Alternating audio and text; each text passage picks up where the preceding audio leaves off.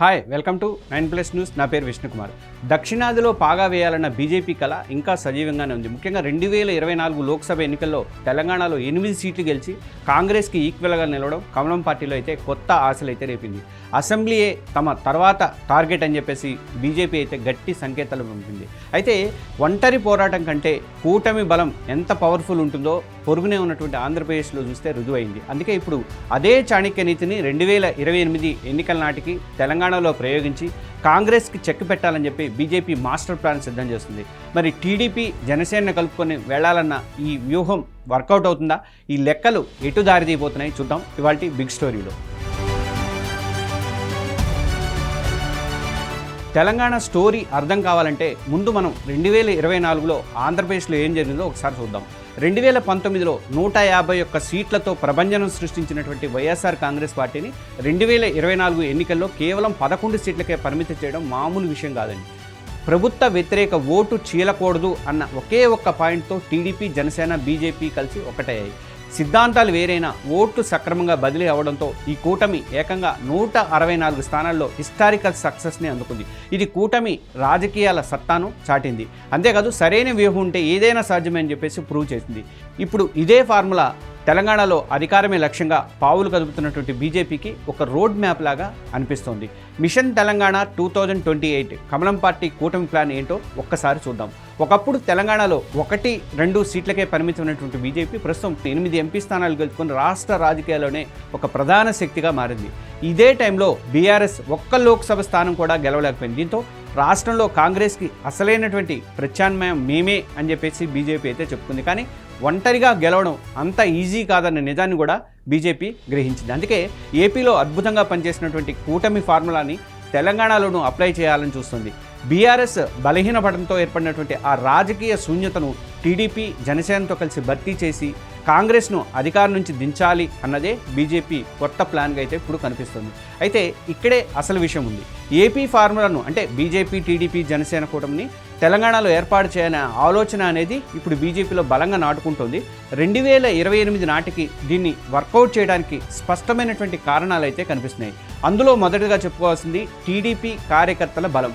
రాష్ట్ర విభజన తర్వాత టీడీపీ తెలంగాణ ఎన్నికల పరంగా బలహీనపడి ఉండొచ్చు, కానీ గ్రౌండ్ లెవెల్లో పార్టీకి ఇప్పటికీ బలమైనటువంటి కార్యకర్తల బలం అయితే ఉంది.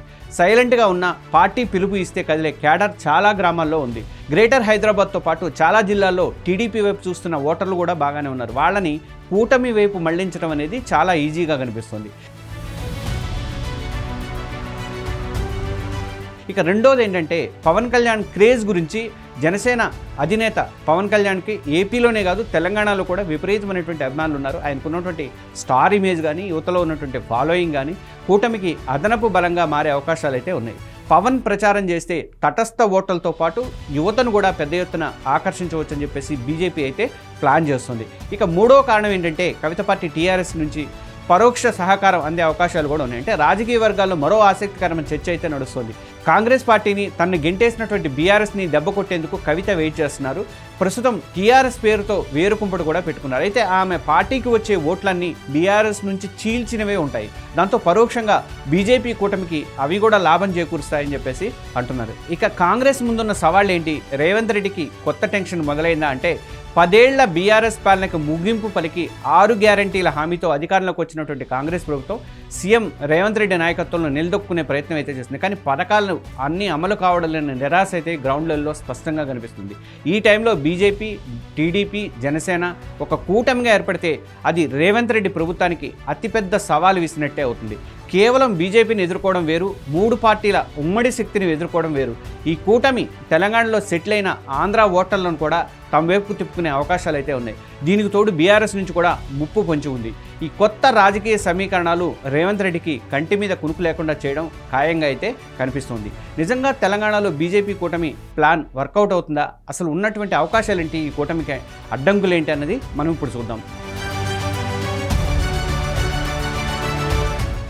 ఏపీ కూటమి ఫార్ములాను తెలంగాణలో ప్రయోగించాలన్న బీజేపీ ప్లాన్ పేపర్ మీద అయితే స్పష్టంగా పటిష్టంగా అయితే కనిపిస్తుంది. మరి ఈ వ్యూహం ఎంతవరకు వర్కౌట్ అవుతుంది అనేది చూడాలి. ఇక కూటమికి అనుకూలంగా ఉన్నటువంటి అంశాలు ఏంటనేది నేను చెప్తాను చూడండి. ఓట్ల ఏకీకరణ ఉంటుందండి. ప్రభుత్వ వ్యతిరేక ఓటు చీలదు. కాంగ్రెస్కు వ్యతిరేకంగా ఉన్న అన్ని శక్తులు ఒకే ప్లాట్ఫామ్ మీదకి వస్తాయి. రెండోది ఏంటంటే తెలంగాణలో టీడీపీ క్యాడర్ గ్రౌండ్ లెవెల్లో టీడీపీకి ఉన్నటువంటి కార్యకర్తల నెట్వర్క్ ఎన్నికల టైంలో కూటమికి ఎంతో ఉపయోగపడుతుందని అంటున్నారు. ఇక మూడోది ఏంటంటే పవన్ కళ్యాణ్ ఫ్యాక్టరు. పవన్ కళ్యాణ్ ప్రచారం కూటమికి యువత ఓట్లని ఆకర్షించే ప్రయత్నం అయితే చేస్తుంది. ఇక తెలంగాణలో బీజేపీ కూటమికి సవాళ్లు కూడా ఉన్నాయి. ఒకటి, బలమైనటువంటి తెలంగాణ సెంటిమెంటు. ప్రత్యర్థులు బీజేపీ టీడీపీ కూటమిని ఆంధ్ర పార్టీల కూటమిగా ప్రచారం చేసి తెలంగాణ సెంటిమెంటును రగిల్చే ప్రమాదం ఉంది. రెండోది, సీట్ల సర్దుబాటు. 3 పార్టీల మధ్య సీట్ల పంపకం అనేది కత్తి మీద సాము వ్యవహారమే అవుతుంది.